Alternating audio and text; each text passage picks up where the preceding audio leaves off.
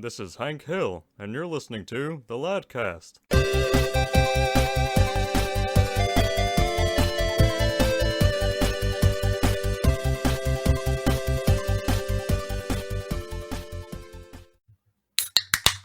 Welcome, everybody, back to the Ladcast, the third episode of the Ladcast, where we're joined here with myself, Cyrus, co-host Trevor, co-host Paul, and for the first time ever, the very first guest, Darin, a.k.a. Grand Wizard, a.k.a. G-Dub. Do you want to say hi to the people, Darin? Hello, how's it going? What about you two guys? What's up, everybody? Hello. I haven't heard this many faithful people in a room since Nam. Since Faithful MinCon Since- 2019. I wasn't able to attend that, sadly. You didn't You were make there in the spirit. cut. You did. Forgot the ticket. No, did we FaceTime you? I think we FaceTimed you that I night. think I was doing something. Being unfaithful, probably. Anyway, Yeah. anyway, before we get started here, I'd like to give a howdy to our iPhone listeners. We are now on Apple Music. We've been on Spotify for a fat fucking minute now. Been on Anchor, been on YouTube, but we are now on Apple. So if y'all want to take the time to go ahead and give us a fat subscribe, a fat 5-star rating, and just listen to everything except that fucking trailer on your way to work. And we're going to go ahead and before we get started here, how was your last weekend, Paul? My last weekend. Mm-hmm. It was very work heavy. Just kind of getting ready for this next, few weeks that are ahead of me. Just trying to get a lot of money, work as many hours as possible. It's nothing too eventful on my end, unfortunately. How about you, Trevor? We had the Beer Olympics this weekend. We mentioned it last time, and now we're here with two of 2019's champions and a bystander right here. Darin was there, Yeah, I was just in the stands. being the number one fan for Canada. Mm-hmm. Man, dude, that was a lot of fun, man. So it was long story short, sister's 21st birthday. She wanted to do Beer Olympics, so of course, she brings her friends. My folks bring their friends, and I bring the lads, right? And we were trying so hard to keep the lads off the same team because we were gonna mow those motherfuckers down, no matter what. Yep. So we came up with a system where we put out 4 Jello shots at a time. Each one had a different flag on it, and as you come in, you get your Jello shot. Boom, whatever. We went through 3 rounds of those. The lads get on the same fucking team. It was fucking insane. It was me, Trevor, Yeah. his brother, our friend Antoine, who's the worst, and then we got the best fucking drinker from my parents' friends, I guess you could say. Yeah. And we fucking it was This is a shit destiny. show. Yeah, it was great. We fucked them up. Darin, from the outside looking in, from a sober standpoint, how did it look? Look a lot of fun. It looked pretty fun. There was a lot of stuff going on. There's Yeah. a lot of weird games you all played, especially the one with the sock and the softball. If you want to That was So basically, we had this game called Swinging Sack, where we put a softball inside of some pantyhose and then put the waist around our heads, and we had to go down the line knocking down the water bottles. That was kind of like a filler game that we played. We didn't want to. We needed to stop drinking because we were already getting pretty fucking drunk. Yeah. But it was a lot of fun, and Canada, that was the team the lads were on, took home the first fucking place. gold, yeah. Fuck yeah, dude. So and y'all will probably see this on the Ladcast Instagram by now. By the time this episode does come out, will be at least one picture. I did promise that. Yeah. But yeah. I think everyone broke their trophy though. Yeah, it's Yeah. broken, but it's up there, held together with hopes and dreams. Yeah. We're going to fix it again. We'll Those fix trophies it. are actually really cool. They were really Yeah, cool. I really We'll like those. I'll post the picture of all of them as well. So it was a lot of fucking fun. Yeah, but next year we're definitely going to have to make the teams a little bit more fair. Yeah. Fucking Yeah, destroyed I think competition. the winners of Canada should each be captains, so we can Yeah. celebrate us. Fuck. So Good yeah, point. you think so, Paul? Yeah, I think I was gonna say captains, but if let's say, you know what? It'd be kind of unfair to make, So how many of y'all were on a team? Was there 4 or 5 of you? It was five. Five. So you might have to get more people, and every single person from the winning team last year has to be a captain, so that they all Yeah. can't be together again. Yeah, You know what I we'd have mean? to get Yeah. But yeah, it was a lot of fun. So that was our last weekend. This weekend we're taking it a little easy. I'm having a White Claw right now, but it's just podcast drink. Yeah. You know? So anyway, we're gonna actually move on. Go ahead, Trevor. Yep. So, like, as if y'all listen to last week's podcast, y'all know that each week we're gonna try to introduce a new segment just to kind of get the ball rolling at the beginning of each podcast. And last week we did hot seat, where we asked kind of controversial questions. And this week, what we're gonna do is we're gonna introduce something we're gonna call the Big Three, and basically we're gonna give our three biggest recommendations. It could be about anything: music, video games, books, anything we want. We're just gonna go ahead and go around the room and kind of give our recommendations. So, Paul, if you want to go ahead and start us off with your three. Yeah, sure. So, I actually did one show, one game, and one type of music. So I'll start off with my TV show. It's actually a pretty big show, but I don't feel like a lot of people give it the credit it deserves. I don't know if you guys ever heard of BoJack Horseman on Netflix by any chance. I don't even know if Darin even watches it by any chance. I have But seen that. I love it. you do? Yes. it's Yeah, a great it show. is just absolutely phenomenal. It's one of the very few adult animation shows that I can stand for the most part. A lot of the trouble that I run into with adult animation like Big Mouth, Simpsons, Family Guy, Rick and Morty is that a lot of them just take the fact that they're an adult show and just run with it. Like they just do crude humor after crude humor, and it just gets kind of old after a while. But BoJack does something where it actually develops these characters, actually gives them emotion, actually gives them real life world problems, and also keeps it funny at the same time. And it's something that's just so engaging. They're going on season 6 in September. It's absolutely amazing. I don't want to spoil much, but the show is absolutely hilarious. Will Arnett is the star of the show. It is just absolutely fantastic. I'm not that much of a TV show guy in the first place, so for me to even recommend a show is enough to say on its own. So please, absolutely give that show a shot. The episodes are not that long; they're like 20 Yeah, minutes. I've been meaning to watch it because I know you've actually recommended it to me a couple of times. I've just never got the chance, but it's always been something that's been kind of intriguing to me. It's great. So I need to get on that. Yeah, and that's because I love Big Mouth, man. Big Mouth is I've so seen fucked that. up. Yeah. That Big show's Mouth, funny. you've seen Bowman, whatever the fuck. BoJack. Bowman? Bowman. What is it? BoJack Bowman, like Jack a Green Horse. Arrow spinoff. Yeah. Bowman, Jack Horse. You've seen that before? I've seen the first season. I really liked it. It has a really cool story that I didn't think it would actually be a part of it. Okay. Yeah, I'll definitely have to check it out then. Yeah, it just deals with a lot of one of the the main focus of the show is that it deals with BoJack Horseman, and he's like a celebrity that used to be really famous back in the 90s. He was on a sitcom that was kind of like Full House-esque, and his fame kind of waned with the years with his alcohol problems and whatnot. And this whole show is him dealing with his alcoholism, his depression, his anxiety, but of course, in a weird way, hilarity ensues out of this. But it's not a joke's not made out of the problems. It actually carries on with the problems, but there's jokes in the background, with the arcs of the other characters and whatnot. Just a great show all around. It has not lost its steam. It's actually even gotten better with each season. So I cannot wait for the next season. I think it's in September. Is it anything like that TV show Anchor or Archer? Archer. I feel like Archer. I have not watched much of Archer, but from what I've seen, I might be totally wrong about this. Archer just seems like it's all up for gags for the most part. It's like a straight up comedy. Not really? No. I've actually not. Yeah, I've never seen it. Yeah, I've wanted to. I've wanted to watch it for a while now. Right. That one's been out for a while too. Yeah, that one's been for a long time. But yeah, I'll definitely give BoJack. Please do. Definitely. Because BoJack will make you cry and it'll make you laugh. Everything, man. Really? What the fuck? Yeah, bro. It's sad. It's sad as hell. Yeah. Damn.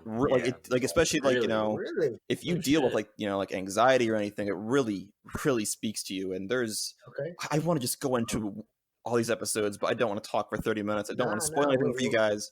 No. Yeah, please. We'll definitely give it a try. The first, okay, we'll say this. First season's a bit of a drag. It's a bit too.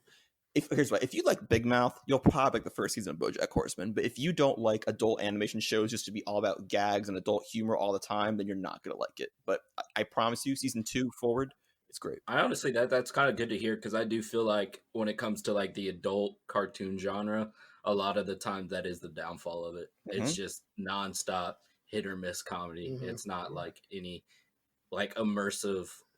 It's not an immersive viewing experience, I guess. Yeah, what I would say. It's so, I guess fantastic. That's the one thing that genre is kind of missing is that real life element to it. Yep, and Will Arnett is always great. Aaron Paul's in it as well. He's fantastic. It's just no shit. Yeah, it's a absolutely great show all around.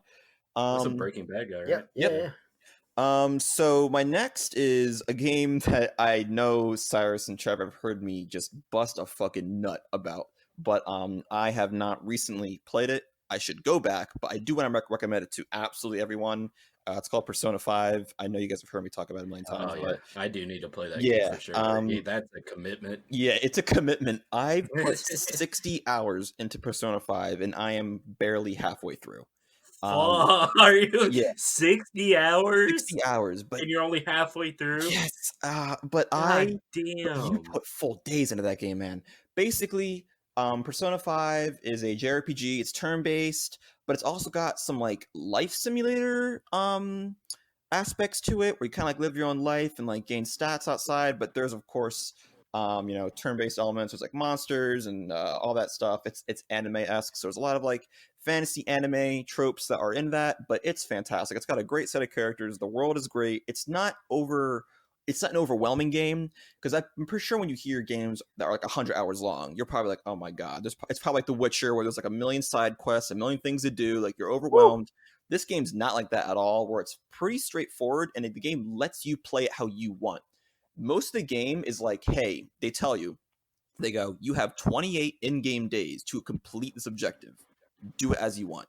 You can complete the objective in one game day, or you can take your time and like, boost up your stats and all that stuff. And each character that you have to build a relationship with outside of the objectives, because if you do, you can actually learn certain moves with them in the game, and you can actually get in a relationship with some of them too.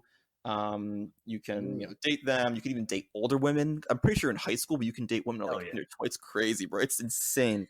There's so much you can do. The possibilities are endless. I love that game. I have to go back into it. I've just been super lazy.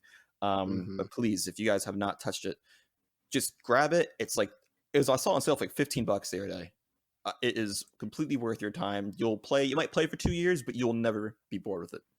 Nice. You had me at older women. Yes, yes, sure. So yeah. Well, tell me this about that game, because I've always been interested in playing that series. Do you have to play like the previous games to understand the story, or is it kind of like separate stories? No, not at all. I have never played a Persona game. I don't really play turn-based games at all. I actually don't like them. But this game, I went right into it. It's a brand new story. There is one character who I found out recurs to every single game in the series, but he's there for a reason. He's not going to tell you about the lore of Persona. He's just there just for you, So just jump right in, man. It's probably I want to call it one of the best games generation, but I haven't beaten it, so I don't have the right to say that. But it's one of the most fun I've had with the game in a while. But I've just I've heard great things about it. Yeah, 60 hours of my life's quite a long time. So got to get back onto that. And then my last recommendation is actually a bit of music. I know this is kind of funny because I was just talking about last week about how bad my music taste is, and it is pretty bad. But I actually just discovered my song of the year a few weeks ago, and I rarely can ever really say that, because I feel like in the rock genre, like the metal genre, which I kind of listen to, has kind of been waning off the past few years, and it's kind of needed like a new spark of some kind of sort. And I think one band I listened to finally dropped a song that just really, really hits everything it needs to. It's a band called Slaves, and they just dropped a song called Heavier a few weeks ago. And they recently just went through a lot of drama behind the scenes.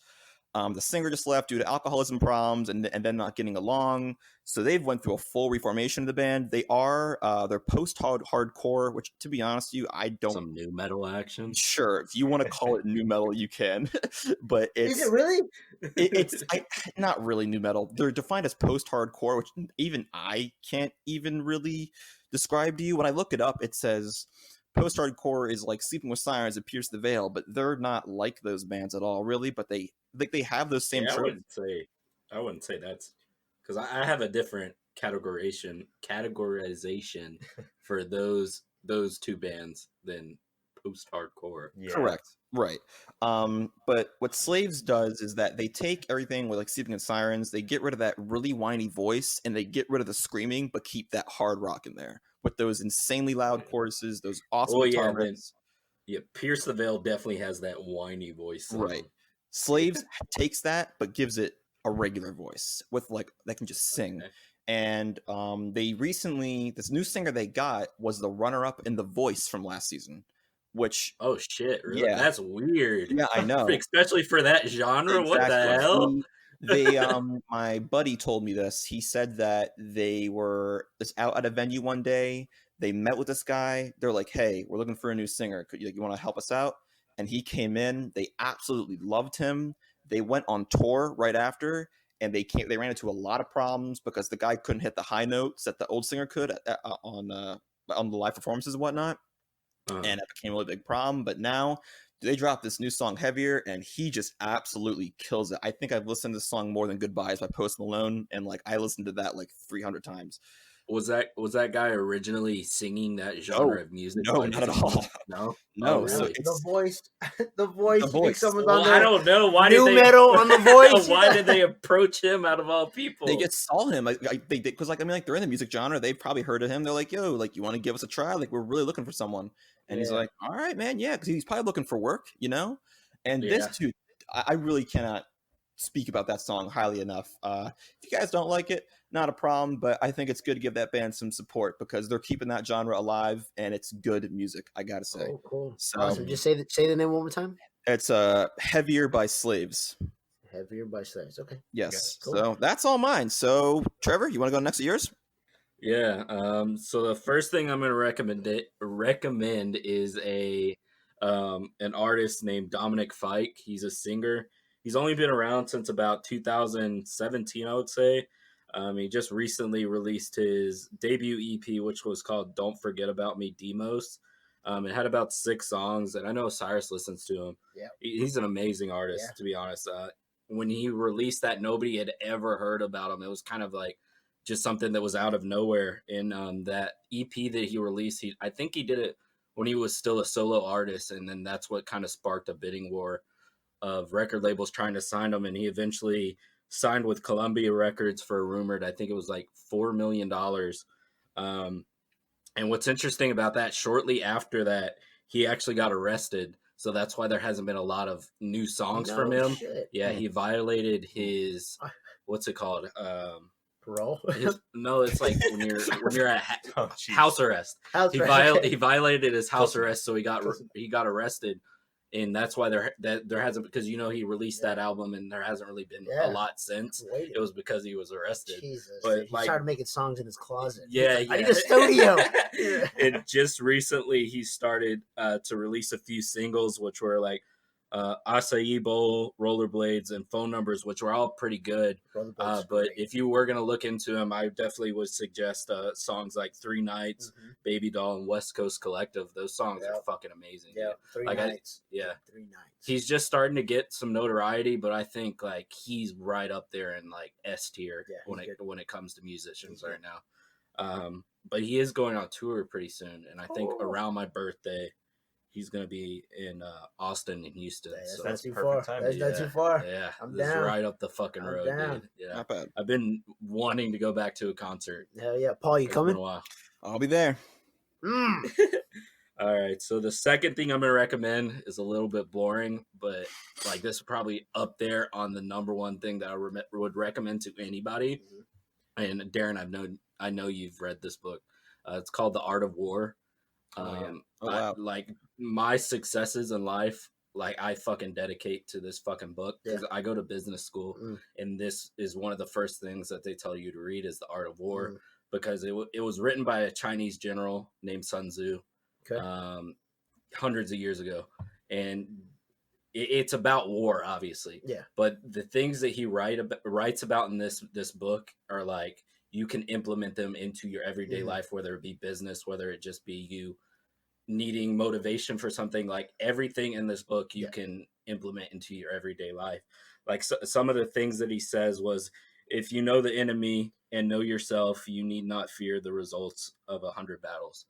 Like, like things like that, like you read that and you get it in your head the proper way, Right. like that's going to help you so much. And like just the words in this book have like helped me so much in like my everyday life and my business ventures, everything like that. Like I credit to this book. Yeah. And like I have 3 copies of this book. I have one in my room. I let you borrow one. Me, Recently, and then I have one on my laptop. So it's with me every fucking where I go. Yeah. And I've read this book so many fucking times. Of course. Yeah. You've read it, Darren? Yeah, it's interesting how much like things actually tie into real life with that book because you would think of it just like only applying certain situations, like maybe even just like strategy games or even just war in itself, but it really does tie into real life situations a lot. It's crazy. Yeah, It's crazy. The War of Life. Yeah, Yeah. you lent it to me. I started reading it. I need to put some more time aside to really give it a fucking read, because I already just like the few couple of scriptures that were right there in the first couple pages, but I gotta set some time aside, man, because it's fucking good. Yeah, dude, it just the amount of knowledge you can gain from that book and just interpret the quotes in your own way is so beneficial. Like I can't explain that enough, but like it's a quick read, because like even the version I gave you is just what he wrote. Yeah, but you can buy other versions where it has like the history behind it and that period in time, like the history and stuff like that. But if you just want to get the most out of it, I would suggest you buy a version that's just what that guy actually wrote. Dude, you'll benefit so fucking much from that book. Yeah, and it's as big as like a fucking pamphlet, so there's no excuse why you can't just have that on. It's a day's read. It's easy. Oh, dude, yes, like what he gave me. I mean, I say pamphlet. It's a good, maybe what'd you say, 100 pages? Yeah, maybe. That's it? Dude, yeah. But it's a good toilet read. No, you got to keep in mind like they're all numbered. I think I want to say they're like sections depending on kind of the specific topic he's talking about. And one section would be like 50 fucking 50 bullet points, I guess you can say, and each one has like one or two sentences that just explain kind of his thought process. And dude, not only did Trevor give it to me, some companies I used to work for in the past, in their fucking manager room, there'll always be a copy of that right inside the, the fucking store director or whatever, the manager's fucking office, and this is what book that you can use anywhere. Business, life, anything. War. Fucking go to war. You better read that. Just man. Like if you take anything away from the podcast, just read that fucking book. War. It will change your goddamn life. But getting into my third topic, I've been watching a lot of Netflix original series lately. I don't know why. It's just just something that kind of happened. But I recently watched one called Basketball or Nothing. Okay. It was the best show I fucking watched in a long time. If you're into sport, even if you're not into sports, I would suggest to watch this movie because it just has a powerful message behind it. It's about a high school basketball team that's on a reservation in, I think it was Chinle, Arizona, I believe. And just, dude, the message behind that show was so fucking powerful in that people don't realize that Native Americans are still facing the repercussions of what happened hundreds of years ago. It's sad as fuck, dude. Yeah. When you think about it. Because, like, it shows you around that town, it's just poverty everywhere. And all they have is that high school basketball team. And the loyalty that is around that and the motivation and the happiness that is provided by that team is fucking insane. Okay. Are they good? Dude, yeah. They're fucking good as fuck. They're the amazing thing about it, that basketball team was undersized as fuck compared to, like, I guess you could say modernized cities or areas. Like, compared to those basketball teams, they're undersized. And they were still going out there and winning. And they made it to the quarterfinals of the state tournament. I think they were the final four of the Arizona State tournament. They made it all the way there and end up losing. But dude, wow, just that show is amazing. Just alone watch it for the message. You don't necessarily have to like sports. Just watch that and just see how motivated and dedicated those people are to their craft. It's fucking amazing. Knowing that, like, they're not taking their hardships as like feeling bad for themselves. They're turning it into something positive and using it as a motivation to doing what they want to do with their lives and getting them to a better place. But one thing that I would have wished they went into more detail about, dude, like I said, like when you see around the town of where they filmed this, like you see how poor they actually are. But when you see the school, they have a 7,000 seat arena for their basketball team that they fill every fucking game. That's pride. Like, yeah. So their school and their basketball program is extremely well funded. I don't know how that happened because I know a lot of the times with Native American reservations it's through like casinos and things like that, but I don't think there is a casino on that reservation. Really? Okay. would assume that it has to do with some agreement that they have worked out with the state of Mhm. Arizona, but I don't know. But it was crazy to see that their arena's bigger than the one at my college. Oh shit. Yeah, it's Wow. like That's crazy. Yeah, that was fucking crazy. But you want to go ahead and get into yours, Darin? Yeah, sure. So, my first one is Phoenix Wright Ace Attorney, which is a game for the DS. Have you played it, Paul? I have played a little bit of the first one. I absolutely love that series. It's great. Okay, yeah. So, yeah, this is like my all-time favorite game, and basically, what it is, you play as a lawyer who is a defense attorney, I guess in Japan, because the way it works in Japan is that I think the burden of proof is on the defense, so that kind of plays into how the game works out.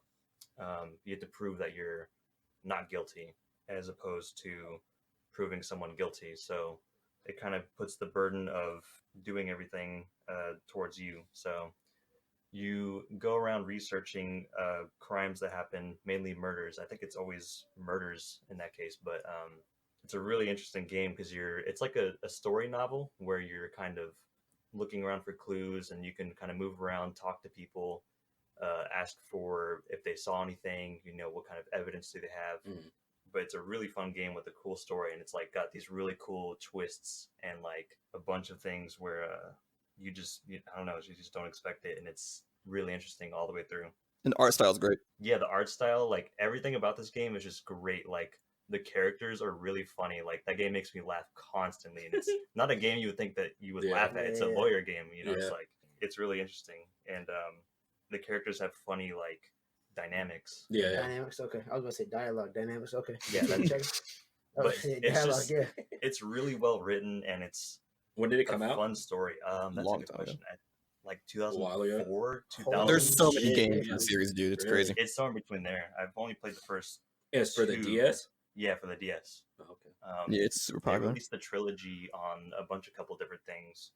I feel like they just released the trilogy on Switch recently. Yeah, which Well, is I think it pretty was good for people to Was it play it. Japan only? I think. I have no idea. I'm not too sure either. Easily my favorite game of all time. It's really funny, super interesting. You can sink a lot of time in that game. So my second recommendation is The Inferno by Dante Alighieri, and I have no idea Shit. In the book or the game? the book. Oh, Yeah. Not Dante's Inferno, but that game is based off this book. the book. Yes. Yeah. And so this book is really like poetic and really interesting because I'm not a very religious person, but this game kind of goes into book. Damn it. They have a game. Well, they have a game. Yeah. Yeah. So the book goes into the circles of hell and what kind of punishments you get for what sort of sins, and it's really interesting because it's really what's the word for something that's you can visually see it, but like text kind of brings it to life. It's like, you know what I'm talking about? There's a word for it. Yeah, It's there like, is. it's like you can see what's happening. It's very vivid and like visual. It's got a good imagery. I think that's what I was looking Okay. for. Yeah. Yeah. Really good imagery. Paints a picture. Yeah. Yeah. Paints a real good picture. So that's one of the best parts about it. But the poetic side of it is really interesting because it's kind of, I would say, like a midpoint between like just regular English and like what would I say, like Shakespearean kind of English, where it's kind of not so much vague, but it's worded much differently to how we would talk. And there's a lot of times where things rhyme in a weird way where you wouldn't really normally think to write about that. So and you have to forgive me because I never played the game, but I kind of know roughly about it. It's like going through the different stages of hell. Am I correct? Yeah. Okay. It's basically the circles of hell, like what kind of sins get you what things, like gluttony. Yeah. Lust. Which I The think there's, seven I think, deadly sins. yeah. Well, no, I think there's more to it, but they only focus on a few. Yeah. If I remember correctly. Yeah. Yeah. No, that's dope, man. Yeah, it's like a beautiful read. Yeah. I haven't finished it, but I've loved like every bit of it. Okay. Nice. So you recently started this. Yeah. Good stuff, man. Well, I'm kind of lazy when it comes to reading. Yeah, me too, So, man. Me but too. Me too. I pick it up every now and then. Good but, shit. Yeah. Good shit. Paul, you've heard of that before? Yeah, I read it in high school. Oh, did you like it? Oh well, I get no spoilers, but It's a really because popular Darin book. hasn't finished it. Yeah, it's good. It's really freaking creepy. I'll tell you that much. It's very haunting. Like I'm not a Yeah, religious guy either. But It is kind of violent in some ways. yeah, it is. It's very very graphic. But it's a hell of a read for sure. Okay, awesome. Yeah, I hear the game's a fucking shit show too. Like pretty scary. Not bad, but I hear it's pretty scary too. Really? Or creepy. I've actually never seen it. Yeah. No, really. Yeah. That's weird because I only know the book. I don't know the. Really? I didn't know there was a game. They have a game. Yeah. I didn't know that. Yeah, they have a game. It's like a hack and slash kind of, right? Really? It's like Batman Arkham City, like that. Oh okay. shit! Is it really? It's got that kind of combat. Dude, Oh, hey, fuck. bro, but when did that come out, Paul? What do you think? 09, It's a long 2010. 09? Yeah. Really? It was a really big deal in my school because it had boobs in it. So everyone was like, "Oh, dude, you see this girl's tits?" And I was like, "Oh yeah." So, 2009 rendered tits. So I I can't wait wanted to see it. this correlates. And my mom and I went to the flea market one time, and I really wanted Dante's Inferno, so I went to the game store there, and I was like, "Mom." She was like, "Pick out a game." I'm like, "Yo." I'm like, "All right, hot." So I'm like, "Yo, I want Dante's Inferno." And the guy's like, Titties. "There's nude women in this." And I'm like, "Fuck you." Bro, he snitched you He out. snitched me What? out. I And didn't I even didn't say get that. Dante's Bitch. Inferno. So I was like, all right, fine, I'll take Bioshock. And then he was like, it's too violent. Mom's like, no. I'm like, fuck me. Bro, you What? pieced that motherfucker up or what? was 12. Goddamn, dude. So then- I would have Bro, you give him the whole one too. I So would've- then- bitch slap that So dude. then I was like, all right, can I get Battlefield Bad Company 2? And he's like, Mom, is that okay with you? She's like, of course. And I'm like, what the fuck? Bro, he was trying to be your stepdad. Yeah, He bro. probably was. He probably was, dude. He was like, "Hey, look, mama, I'm responsible. He's not gonna. He ain't gonna see no tits until he's 18." I remember it was a week before my 17th birthday, right? Watch Dogs came out, the first Watch Dogs. My mom Yeah. has let me play every rated M game and under the sun, GTA, COD, Bioshock at that point, right? I was like, I was living good, but I still needed her permission to get Watch Dogs, right? So I bring her in, and the motherfucker convinces my mom to tell her no, that I can't get it, even though I turned 17 in 1 week.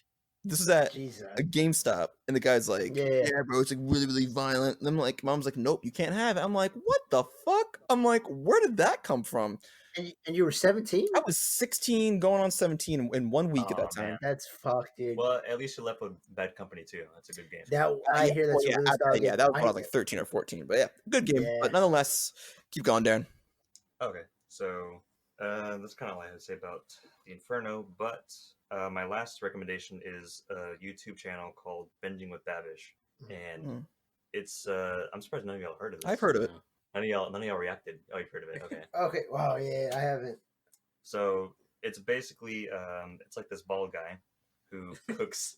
That's the main selling point. No, He's bald. yeah. He cooks. Fuck yes, he's bald. Hey, I'm subscribing. You had me at balls. Insta subs. You had me at older women. Good.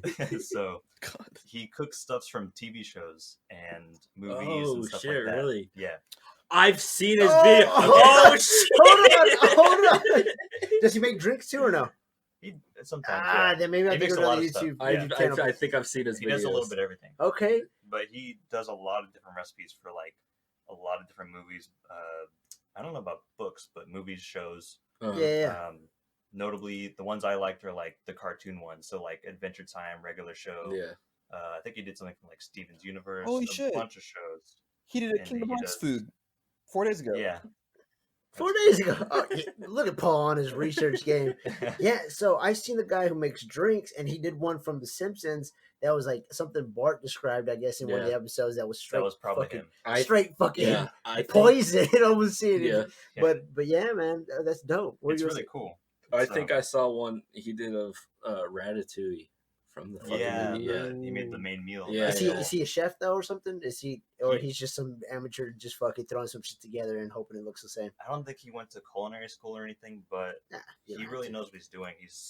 He does a lot of different stuff, like making his own bread, Mhm. like just anything you can think of, food wise. But you would never really know because he makes so much stuff and he does a lot of research beforehand, so it comes out really well. Okay, awesome. And so even if he doesn't make the recipe right the first time, he'll kind of like go back at it and make sure he makes it right, and then he'll if he doesn't like how the recipe comes out, he'll make his own version that's how he think it should have gone. Mhm. And so that's also really interesting to see that he'll kind of fix it if it's like not good food. Mhm. And he makes some gross stuff sometimes. So sometimes he's like, okay, we have to make I'd an imagine, actual dude. edible Yeah. version. Yeah. You know how hard it probably is for him to sit there and like see something on TV or in a movie and be like, how the fuck am I gonna make that and make it actually taste good?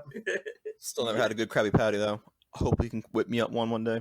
That'd be great. Oh, he's Does made he a do couple one? of those. Okay, Yeah. I was like, does he do one? He's even I done do- the one with like it's like a double Krabby Patty. It's like a deluxe kind of Oh, thing, and he scary deep patty. fries it.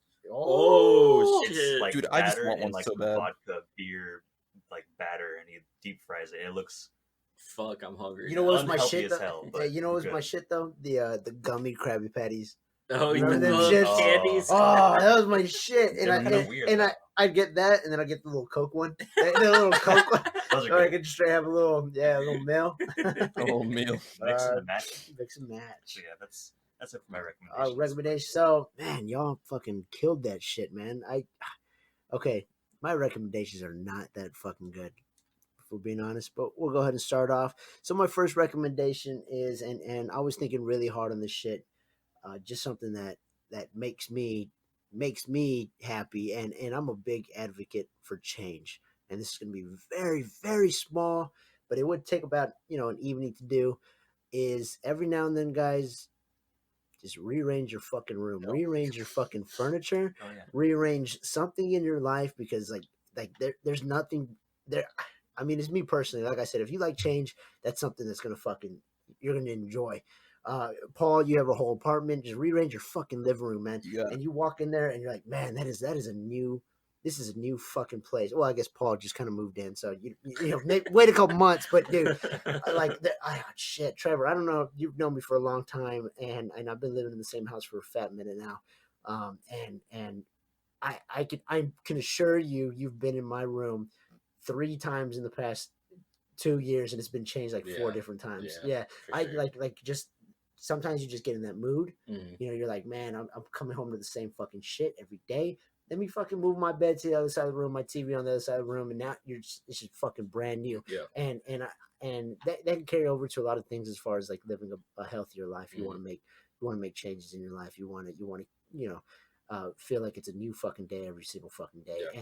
And when I rearrange my room, it's very fucking small, but that just satisfies kind of that feeling. I don't know. Darren, have you? It's like the furniture equivalent of a haircut. It gives Yeah. you confidence. Yeah. And like it keeps Oh, things yeah. fresh. You know. Yeah, and I always Yeah. had to have my fucking haircut. Yeah. Take it on over to Clippers and get that God barber. I'm not gonna drop his name just yet until he's on the podcast. Almost dropped it, so what is that? No, most definitely. So really not too much to go off of it. Paul, what do you think? I completely agree with you. I just loved how you built that all up, and I thought you said change. I was thinking you were gonna say something about the environment or something. Nope. No. Changing your room. No, it was cool. Look. I'm all Yo, about well, that. I'll be like completely honest with you. Like, I'm somebody that struggles with change. Like, y'all know that I don't necessarily like things changing, and I don't like get along with new people. You don't. But so something like that, where I completely agree that like changing something small in your life does help you, be able to be more acceptant to change, and that's something that's kind of helped me in the past was. Yeah. Changing little things and working towards changing bigger things has been something. Yeah, that no, kinda helps me. and Paul, to kind of go off of what you just said right now, you can't change the environment till you change yourself. Oh, Fire. What your All room's right. an environment. All right, hey, thanks, Darren. Thank you, Darren. One small step at a time. Yeah, there you go. I'll say like I collect a lot of like figurines and whatnot, so I like to like rearrange how they look. My girlfriend loves to rearrange and all that, so there's that, Nice. So Am I your girlfriend? you might be, I might be. You are and now. I'm okay with that. Hell yeah. All right, so we're gonna go ahead and move on to my next recommendation here. This is all off the dome, and this comes with a small story. And I apologize that we're running this fucking time up like a motherfucker, but who cares? We got Darin here on the Ladcast today. Oh, yeah. All right, so, and this is supposed to come up last week. Everybody, back off of Nickelback, okay? Oh boy! All right. Unpopular opinion. Nickelback is fucking great. Fire. Fire, dude. look. They get too much hate. Yeah, and Way too much. Look, I kind of want to get into what else we got here in on the Ladcast today, so I'm just gonna kind of just coast right through it. Let me tell you a story, right? On what Nickelback means to me. Mm-hmm. Wednesday, rough day at work. Had to go get a fucking drink. I'm on my fifth, sixth Jack and Coke, double shot Jack and Coke. I cannot finish the sixth one. Right, DJ's going off. It's 80s night. I guess someone in the crowd recommended some fire. Rockstar by Nickelback comes on. I was having trouble finishing that drink. All of a sudden, fucking singing. I chugged that shit, and I felt like a brand new fucking man. Look, Nickelback doesn't get the credit it deserves. I don't know what the fuck happened. I almost feel like it was kind of Russ, like a Russ situation where like people hate it, and then they're like, oh, everyone hates it. Yeah. Nickelback is good. Nickelback has solid fucking songs, fire. Man. Yeah. Yep. So one of my recommendations: get the fuck off their back. Go listen to their fucking songs. Download their greatest hits. Who gives a fuck? Just so you can have the essentials and dude, they go off. Darin, you like Nickelback? I'm not gonna listen to them on my personal time, but if it's on the radio in the car, definitely. I'll probably keep it playing. Hell yeah! I listen to today. Look at this photograph. Every time I don't know about that song. Makes me laugh. Something sad. Maybe. Have you guys ever heard the song "Feed the Machine" by them? It's like a newer song by them. No, it's actually one of their newer hits. It's from a while ago. Listen to that jam, bro. That shit's from like actually not too long ago. Listen to a song called "Feed the Machine." Fourth recommendation. Listen to Feed the Machine by Nickelback. Yes. All right. Wow. So this third one, I really got to think about it now that I'm about to say it right now. Look, this one goes out to. This is a little more of life advice for a lot of our female listeners here. I knew you say females. I could tell by that buildup you're about to say females. Yeah, I kind of feel bad. Look, and it's not to all the females out here. It's the females that are on Facebook. All right. Oh yeah, I know where this is. All right. I do not. I do. Look, a lot of them, and maybe it's not even in Delaware. Maybe it's mostly down here in the old S. San Antonio. I was going to say US of A, but I meant San Antonio. Look, leave your baby daddy or stop fucking complaining about it. Look, I don't know what it is about our high school, but like every female that I knew growing up they're about 3 kids in. They're about a Brady Bunch and a half in right now. All right. Yeah. And they do not let up on Facebook where they start complaining like, oh, he ain't shit, and posting all that shit like, oh, I can't wait till I find a guy that treats me right, and then next day they're back next day they posted pregnancy pictures. They're having another kid. They're having another fucking kid. Dude, you stop complaining about it or leave them. Yeah, facts. Like there is no in between. Like like you have control of your happiness, and it's simple as that. Everything is black and white. It's yes or no. There is no gray area. There is no maybe. You want to be with him, be with him. You don't, leave or shut the fuck up. Look, I'm not going to get too much into it, but that is my third recommendation to our female listeners who are non-existent. That was beautiful, right. Cyrus. Thank you. Sorry about that. All right, so we're going to go ahead and get off this recommendation grind because holy fuck. Yeah, wow. So almost an hour later, so I thought we'd jump to some news. News might be a little bit late to some people, but I think this is important to talk about nonetheless, of course. That is, of course, the news of Ninja joining Microsoft's live streaming service Mixer. He's completely left Twitch. Ninja, as you might know, is the most popular gamer in the world, if you put it that way, but I believe he is. He's got countless fans across the whole entire nation, across the world, and now he's moving his talents to Mixer. I believe Microsoft paid him about $15 million is the estimation to stream exclusively over on Mixer. This might seem like a light news story at a small glance, but it can actually have some strong implications for the future of streaming. So I want to get your guys' takes on that. So Darin, what's your take on this? So I think it's pretty interesting, the timing of Ninja being moving to Mixer. Sorry. So Halo's coming out soon, right? Mm-hmm. And so that's one part of it, is you know, he used to be. Was he a pro or was he just? Yes. He I was think he was pro. Yeah, he was. You know, that's pretty opportunistic for him to be Yep. doing that right as the Halo game is about to come out. Plus, you know, I was using Mixer to try and see what it was all about, and I noticed that I mean, obviously, he's like the biggest person on there pretty much right now. Yep. I mean, there's some people that are kind of around his level, but it's interesting to see that there's not actually too many big streams. It seems like there's a lot of smaller because it's streams. newer. Yeah, it's so new and so like. Well, the thing about building off of what you said, like I think the timing of Microsoft is perfect for going out and getting Ninja to go to their platform, because one, like you said, the Master Chief Collection comes out at the end of this year, I believe. Right? Correct. On And PC. then I think the new Halo comes out at the end of next year. Correct. So like that timing is perfect, because like he said in his announcement that he was getting back to his streaming roots, and I feel like what he meant by that was he started off playing Halo, so Yeah. he was kind of going to get back to that. Yeah. So I think that the beginning of next year is we're going to see Ninja switch from Fortnite over to Halo for at least a while. I'm actually really cool with seeing that too because I Yeah. want to see him play Halo. You know? Because I think that's I the love main Halo. reason Microsoft paid him so much money to switch to their platform, was so they could promote their own game. For sure. And I then, didn't think about that. yeah, and I also did try to look into Mixer and stuff like that. And I'll be completely honest with you, I don't think it's gonna beat Twitch. No, But their agree. interface and their website is extremely user friendly.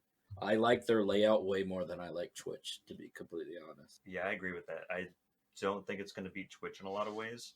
Interesting to see how, I guess, some companies deal with, Mixer. So the reason I say companies are, I guess, I should say events, not companies. If you take something like Games Done Quick or E3 or Evo, all of those events could go to Mixer because Mixer's true. requirements for Yeah, I didn't partnership are much higher, and so it kind of promotes people to have an existing audience and stuff like that. But most of those things don't really have a reason to stay with Twitch, and I'm kind of curious to see if they'll actually move onto Mixer. I don't think they will, but that's something that's kind of interesting. I never actually thought about that. Yeah, that point. Yep. Especially something like GDQ. I mean, I don't know. I wouldn't want to be watching that on Mixer, to be honest. No. I'd rather watch it on Twitch. Yeah. Or YouTube. But another thing that I forgot to bring up, I think what Mixer is doing right now is kind of shady, to be honest. Because I feel like they're trying to make Ninja into something more than he actually is. Oh, yeah. And don't get me wrong, like he's the biggest fucking streamer in the fucking world. But for them to, make something to where everybody that signs up to Mixer gets a 2-month subscription to Ninja. So, like, I think what is really going to happen 2 months from now is where we're really going to get to gauge how smart the move on his part was. Yep. Because, like, when you think about it, like, what's he just hit 1 million, right? Like, how many of those people are actually going to stay after that? So, like, just put it like this way. If, I still think it's going to be beneficial in the short term, but in the long term, I think his viewers are going to drop because, like, especially in an industry such as, like, the gaming industry, what matters is what's popular. And Mixer is not like, it's popular now, but it's going to go straight back to Twitch. Oh, yeah. But, like, I think he's still going to be fine because you think of it this way. If, like, I don't know, 800,000 out of that million actually stays. And I think a Mixer subscription is $5.99, I believe. So say he gets like $2 out of that $5.99 subscription, then he's going to be making like 1.6 mil a month just off of subscriptions. Right. But that's just at the beginning. And I think that's going to drop over time because, as I said, what's popular is what matters. Mm-hmm. And I think Mixer is going to kind of fall off. I think so. I think you are going to see like some more bigger streamers move over to Mixer just because they're seeing like, oh shit, look how fast Ninja hit 1 mil. But it's not. It's like right. It's not accurate numbers, right? Because everybody that's starting up is subscribing to him for free, right? No, definitely. I think he definitely is taking a risk jumping on over. And I don't think he's going to get any other competitor and or fellow streamer joining that platform until they see his success. If they see his success. But if he drops the ball in a couple months, 2 months, whatever, I mean, maybe no big deal for him because he's getting fucking paid. Yeah. But if he drops the ball or Mixer drops the ball, he's gonna have to come over. He may see some long term, I guess hardships would be the only word I can find coming back into the game of Twitch. But I don't think he's gonna. Like I said, he's not gonna get any sort of fellow streamer support unless they see him doing big. And I already know. I don't know if y'all watch Doctor Disrespect. Yeah, I like Doctor Yeah. Disrespect, and he said He a similar talked about thing. it, Yeah, he did talk about it, and he says he's not fucking going over. Yeah. Yeah, he's not going over. I don't think he should. He's not. No, fucking you going shouldn't. I think that this is all going to come down to the fact that like Twitch needs to start treating their partners a little better, Exactly. a little more better. Yeah.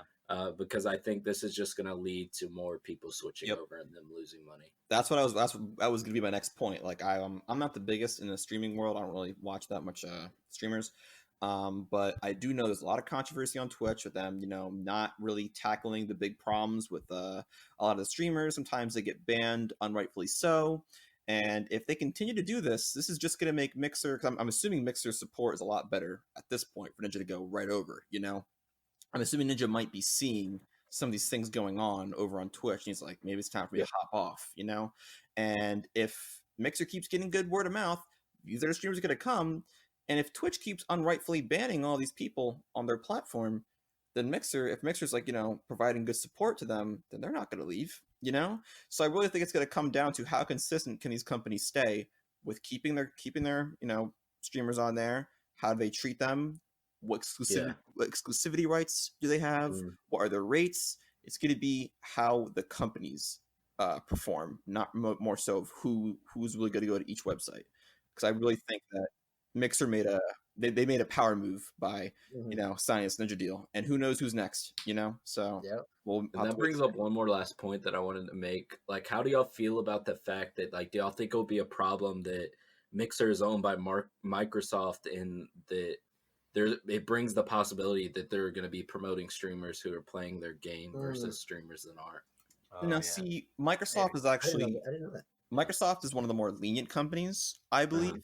We all know who Microsoft owns, right? They own Mojang, and Mojang makes Minecraft. And where can you find Minecraft? On a PlayStation 4, on a Nintendo Switch, on an iPhone. You can find it everywhere. Microsoft is literally all about cross-platform. They do not care who plays. Halo Infinite, which comes out next year, is even going to be an Xbox Scarlet exclusive. It's going to be on PC.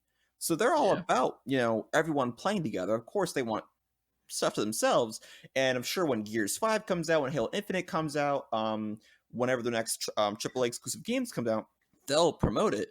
But let's say when Last of Us 2 comes out, they're not gonna have a problem. That's revenue still coming to their site, So I don't believe they're really gonna mind too much. If this was Sony's platform, you could absolutely bet your fucking ass they would never let Halo touch that platform, or Gears, or Mario, anything besides them.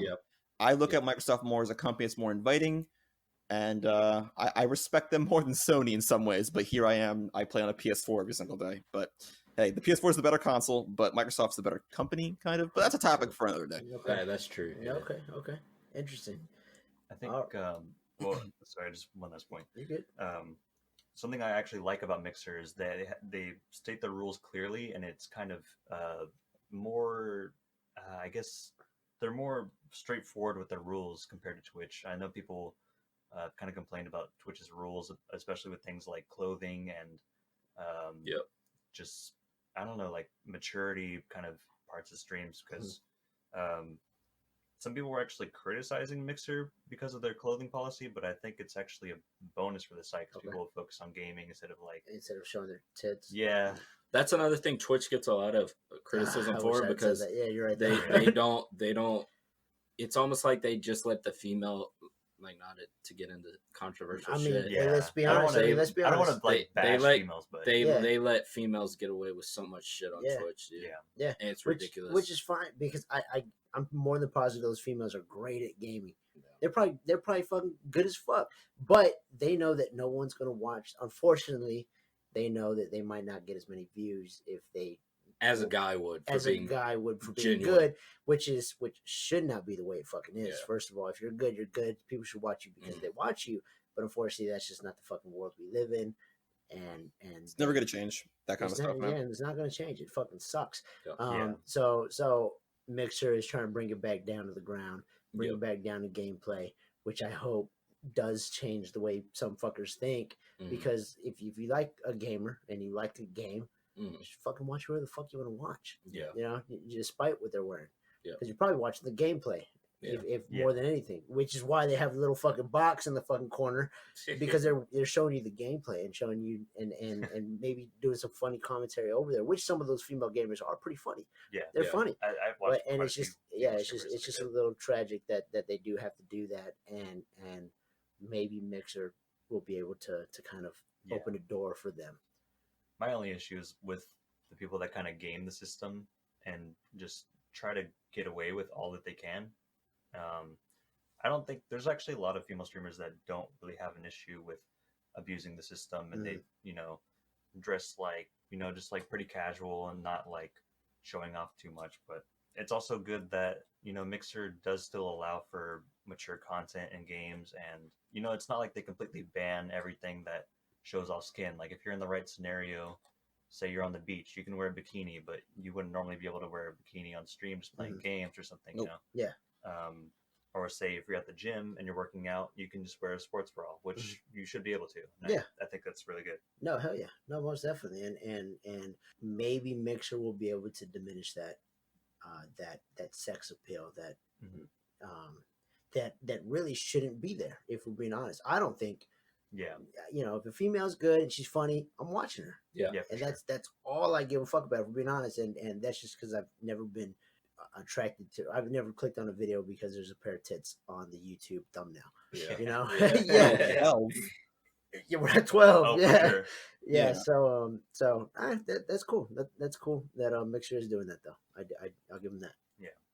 So we'll go ahead and get on over from this breaking news to kind of what's coming on throughout the rest of the year as far as big game titles.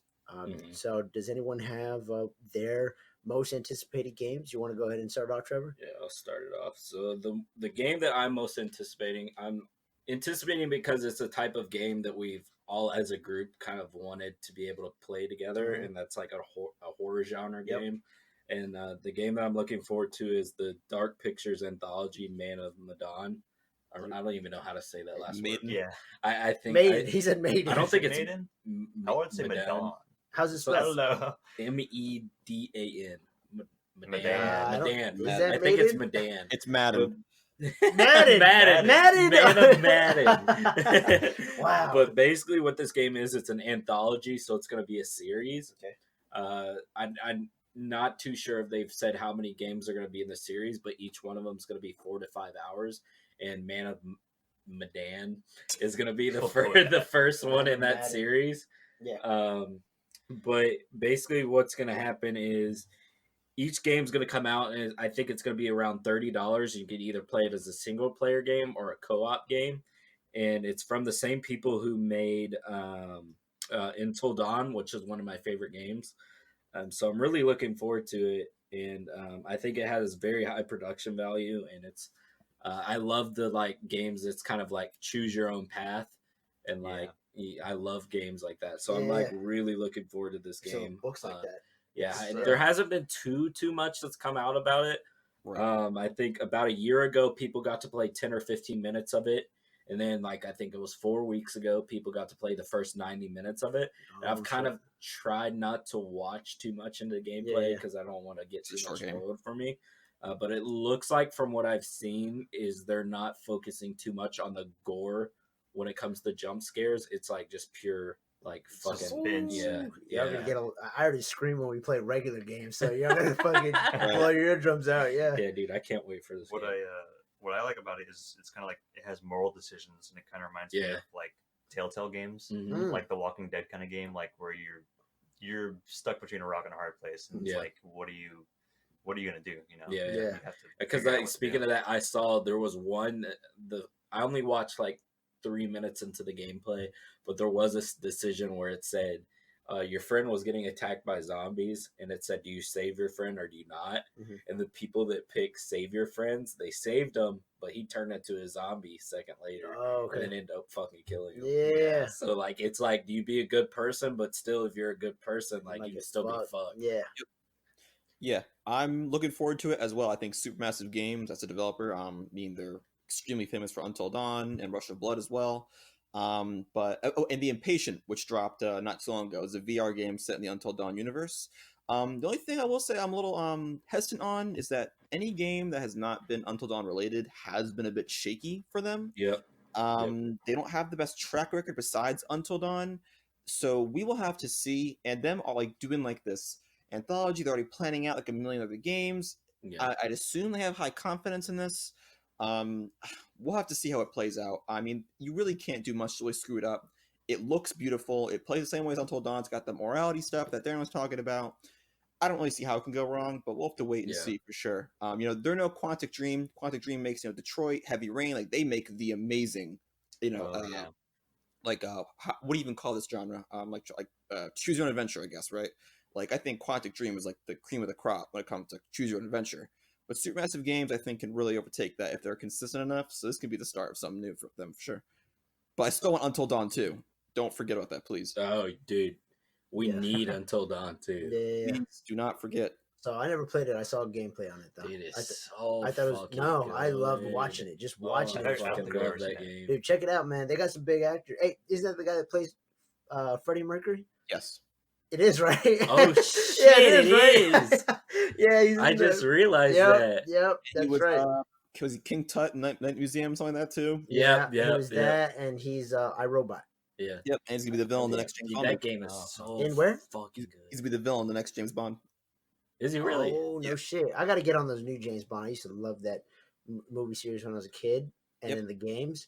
But I actually haven't seen any of the new ones that have come out. I don't think I've seen any James Bond movies. No, dude, those. I'm sorry. Those movies are very cliche. Those movies are very cliche. I think they're really good though. Yeah, they're a spy movie. Get the female, shoot a bunch of people. But that's pretty good. But go ahead, Darin. You want to go ahead and take it away with your most anticipated game? Okay, so I think people that know me know what game I'm going to talk about. Paul knows. Absolutely. Luigi's Mansion 3. So this game was shown at E3, and I got really excited to see it, and I'm even more excited now that I saw it, because I didn't even think about like how visually pleasing the game would look. That never came up to me when I was thinking about it. I was just like, oh, a new game to like speedrun or something. But that game has some really nice visuals, like especially with the animations. The ghosts look very unique and alive, and they have a lot of personality. I also like that it's like a hotel. So basically the premise of the game is you're going through the hotel, and instead of normally in Luigi's Mansion, you kind of progress by grabbing keys and opening doors, unlocking doors that are previously locked, but now you're getting elevator buttons and progressing down the hotel, or up. I don't know. Yeah, or down. Up. Okay. So each floor has a unique theme to it, like drastically unique as they worded it. And I think that's going to be really good for like the replayability. Like it looks really fun. It's also they're kind of doing away with the whole mission idea of Luigi's Mansion 2. Yeah. And that was, oh god, like every 2 minutes, like in and out, just way too much. But okay, so it's more adventure based, like Luigi's Mansion 1, which I speedrun Luigi's Mansion 1, and I love that it's kind of exploratory, and it's not you're having your hand held all the way through. Yeah. And you're in the mansion a lot. It's not like you're leaving constantly. You leave, I don't know, it's not really a spoiler. The game's like 20 years old. It's like you leave like 4 times. I'll just say 4 times, But Luigi's Mansion 2, you leave like so much, like over 20, like 30 times. It's ridiculous. So it kind of takes you out of the experience, but yeah, it looks really fun. They have unique bosses. And yeah, I can't wait for that game. I don't really care for like the whole Luigi mechanic. Yeah, it's that's weird. It feels more gimmicky. than anything to me, but I think the rest of the game has a lot to make up for it. So Yeah. I'm looking forward to it for sure. Oh, dude, I can't wait. I know, Darin, you're all Luigi's Mansion all the time. yeah, We're gonna actually get into this topic soon, but Luigi's Mansion is actually one of my favorite games of all time. I've played through that game not as many times as you, Darin, but I'd say at least five or eight, in that ballpark. And it holds a special place in my heart. Luigi's Mansion 2 wasn't, anything to write home about. But I think 3 can hopefully recapture that magic, especially with how big the game is, because each floor is like the size of like a mansion from 2 or something like that, right? And there's like 20 floors. So it's like there's a load. Like this game's gonna be really big. yeah. The only downside to this game personally is I cannot stand this new art style that has continued from Luigi's Mansion 2. The ghosts just look awful in my opinion. Yeah. I loved how the ghosts look in 1. Each of like the bosses have like they look so drastically different. They kind of remind me of like the dragons in the new Spyro remaster, where like whenever you tap a dragon on it, they each have like a different personality. They all look different, and that's what Luigi's Mansion 1 had. That was really cool. And even like the basic enemy ghosts all had like very distinct features to them. But in this new art style they got going on, man, they all look so basic, so plain, and I'm just really not a fan of it. But I'll get over it. I'm sure the gameplay is gonna be a lot of fun. I think the bosses kind of have uniqueness to them, but the plain ghosts kind of have this same like weird feature look to them. I don't know how to They explain have this it, but spherical look to them now. It looks just so yeah, and it's ugly. To me, once again, to me, it's ugly. Yeah. If you like it, it's totally okay. But it's really a downside, and like I wouldn't say it's one of the reasons why I'm not so overly hyped for Luigi's Mansion, but it was definitely one of the reasons why I just loved the first one. Just that art style was so phenomenal. Loved yeah, it. definitely like ahead of its time for sure. Oh heck yeah! So Yeah. Cyrus, I've never played Luigi's Mansion. Oh, you're gonna now. Well, am I? Well, The last your family owns a Switch. we do, yeah. Y'all- the They're kids for will the love they're that. the kids though. Yeah. Okay, I'll get it for them. Yeah, that's Sure. cool. That's cool. Hell yeah, man. So my most anticipated game. Jesus This Christ. was hard to go back and forth on, Let's hear it. and I actually been going back and forth through this whole podcast. Really? Not really. Okay. I'm sure I know what you're Well. debating between. Yeah, no, I'm sure you are too. I'm very big on big game titles, and I feel like I haven't heard much of any of y'all's for the most part, but Ghost Recon Breakpoint. I am Oh my God. I am stoked to look. I've Tell 'em the anticipated. backstory. All right, look. We were going back and forth one night. We needed some new games. Apex was sucking the life out of us, and we had nothing else fucking going for us. So I was looking at gameplay for games to play with friends. Ghost Recon Wildlands. I bring it up to the crowd. Paul's like, yeah, that seems cool. I was like, all right, that's all I needed to fucking hear. Because All the council did not approve. Literally, like we were on the topic for like 3 minutes. Cyrus was like, "Yeah, we should buy Wildlands," and everyone was like, "Yeah, that's an option," and that's all we said. That was it. But that was all I needed to hear. Good. Look, I had thought like, oh, maybe I'll lead the fucking crowd and get Wildlands, and then my friends would follow, and we'd all have a PvE to play. And nobody fucking bought the game. Okay. Well, you know what? No. It's not my fault. I didn't It is decide to your buy fault. the damn Ultimate Edition. It was So $30. Ultimate. It was $30. It was not that much. It was not if you that would have much bought the fucking money. basic edition, I might have thought about it. But I was You not wouldn't because you're a fucking horrible friend. Oh, that too. You wouldn't. Uh-oh. You wouldn't have fucking bought it. You see how long that lasted, right? Yeah. You only played that for like maybe like a week, and you were on and off it, Mm. and then eventually it just dissipated. You went right back to The Witcher, and that's what you've been playing. But it's all right though. I'll be honest, I've never really liked the Ghost Recon game. I tried one and I was just not feeling it. I like the old ones. But I totally get the appeal and I think it is a good game. Yeah, I did like the old But ones. it's not for me. But Yeah. They're more bro-y kind of, like so is COD, but we play COD. But like I think it's like the third person version of bro games. It's kind of in that area, which is totally fine. I like Mm. those games a lot. I played Future Soldier on 360. Was not impressed with that at all. That's the only one I've ever really dabbled in. Oh, okay. Yeah, man. I played a lot of Ghost Recon. They had some first person ones, didn't they? Yeah, I think. Yeah, so those are the ones I used to play, and then Wildlands I got because I thought my friends were going to be friends, and then Ghost Recon Breakpoint, yeah, Betrayed. Breakpoint looks dope, man. They got a whole little system where if you get shot, you're hurt, and you got to and you're limping, and I love it, dude. I love it. So I just wanted a PvE game that we can all have, and then we all ended up resorting to Grand Theft Auto, and that's fine. And Paul shot that idea. Paul in the leg, yeah, and it started limping. I will not be buying Breakpoint, but if I hear it's like the greatest game to ever just come out of someone, like if they say this is the greatest thing since I don't know what's better than sliced bread, since Nom, since porn, since whatever, then I will buy it. It's all right. We're all getting Modern Warfare, aren't we? Yeah. Which I do gotta say that was runner up for me, by the way. Dude, okay. I don't like Enter Sandman. I'm tired of hearing that song. But when they synced it with like stuff in the trailer, I was like, this is really cool. Like, okay. Yep. Also, the trailer reminds me of like all of the stealth stuff from like Black Ops 1, which I thought was really cool. It's like nostalgic in a way. Which now I'm kind of going back and forth because Cyrus, I was sure you were going to say Modern Warfare. Yeah, I was. Originally, I mean, like months back, I would have told you Pokemon Sword and Shield. Fast forward to now, I was going to tell you Doom Eternal.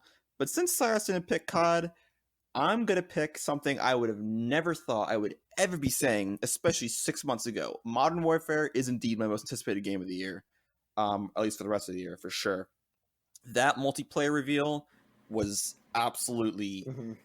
It was just awesome. The game, on top of everything, the game looks beautiful. The gameplay looks so fluid. It really looks like a return to COD's roots. Of course, boots in the ground and all that.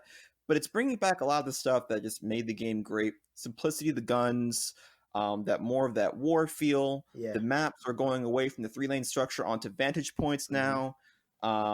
It feels like Infinity Ward at their prime again, and they feel motivated to add innovation to a genre that is in need of injection of life. Oh yeah. And I really believe that this is going to be a game that is going to stick around. I never will think COD will be the same ever again. Fortnite is too big. Battle Royale is too big right now. Yeah. I don't believe COD's going to have its, it's not going to regain that fame again, but I think it can still keep that crowd, especially me, Oh, for sure. I expect to pick this game up, play it heavily with you, Cyrus, whoever else picks it up for a few months, put it down, come back to it every once in a while. But I do got to say, with the just how the game looks, the ground war mode being like 80 people, 100 people in one map with vehicles and whatnot and tanks, it's kind of like Battlefield, but COD style. That's all I've ever wanted, man. I just wanted a Battlefield game with that COD juiciness, that amazing flow that every single COD game has. No matter how bad a COD game can be, they all flow so smoothly, and the gunplay is always great. Even in a game like Ghosts or Infinite Warfare, which I cannot stand those games, can't lie, they're really fluid. And on top of the multiplayer looking great, Spec Ops is back. Are you kidding me? Where has that been all this time? Can't wait to dab into that with my friends. That in a while. Right? And I think this is the first time I'll ever say this. The campaign is intriguing. A lot of the stuff is going to be influenced from real modern war. It's not going to be that bullshit where it's like, oh, we got jetpacks, we got to go save Kevin Spacey, our president, because he did this shit. Yeah, like that's fucking. It was lame. I don't want to play a sci-fi war game. I want to play real war. Yeah, and a lot of this inspiration I've been seeing is from live leaks on the deep web. They're getting a lot of inspiration from watching a lot of that, bringing veterans and whatnot. It's going to be a very intense, graphic, realistic campaign that I really think can put COD on the map again for a good single player narrative. So, I got to say, what they've shown me, I'm really impressed. It would take a lot for me to not want to buy this game. So, sorry, Doom, but I think COD's got it for me. Yeah. Hell yeah, man! And that time to kill. It better be fixed. What? Yeah, exactly. We no, it's too slow. Oh no, we're talking. Have you seen the gameplay? No, the gameplay.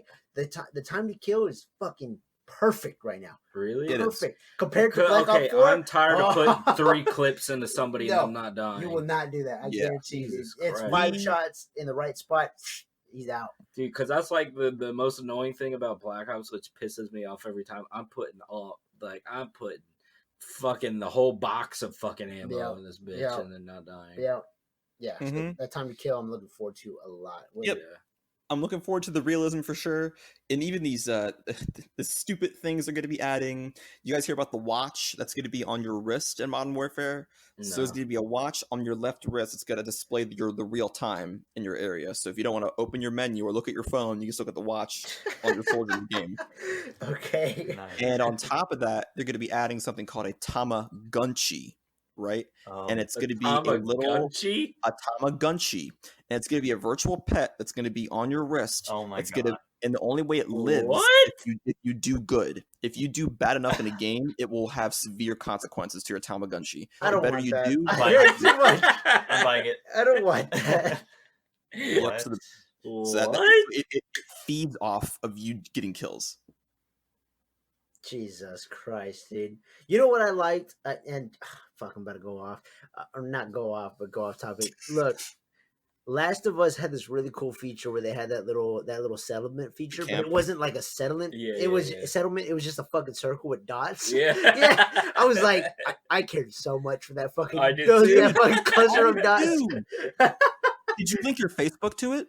No, I didn't. Link your Facebook? You Oh, could No, do listen. that? I told you, if you linked your Facebook, the people in your settlement were the names of your Facebook friends. So it would say like blank died. You'd be like, hell yeah. You know, if someone you didn't like, you know, just say like they are starving or this person did this, you know, like takes all your God friends. damn whatnot. it. Yeah. God damn it. Yeah, but it was funny as fuck. Damn. I'd purposely make all my exes on Facebook die. Yep. There you go. I'd lose games in a row to make sure. Yeah. I'm just kidding. Oh my That was God. pretty funny. Thank you guys for making it to the end. I know we had a lot to talk about, a lot of hot takes to go in today. And of course, Darin, thank you so much for joining us. This was a lot of fun. I love it. And of course, is there anything that you want to shout out for yourself? Oh yeah. So I'm gonna start streaming on Twitch. I was actually gonna stream like 2 days ago for the first time, but I had food poisoning, so I went Worst. against it, and I was up for 24 hours. It was a shitty day. Sorry about to hear that. But I am on Twitch. I'm gonna be speedrunning Luigi's Mansion. I might get into other games like Simpsons Hit and Run at some point. I'm still Oh, heck learning yeah. it, but it's a long game. But I'm on Twitch at twitch.tv/chillwizard. You got it. So I will definitely be streaming on that very soon. I'll be there too. Oh yeah, We'll leave that in the description as well. Yeah. Darin, thank you so much. I'm sure you'll be back for sure. just as well as all our guests will be. Trevor, Cyrus, any closing comments? Next stop, Nashville, motherfuckers.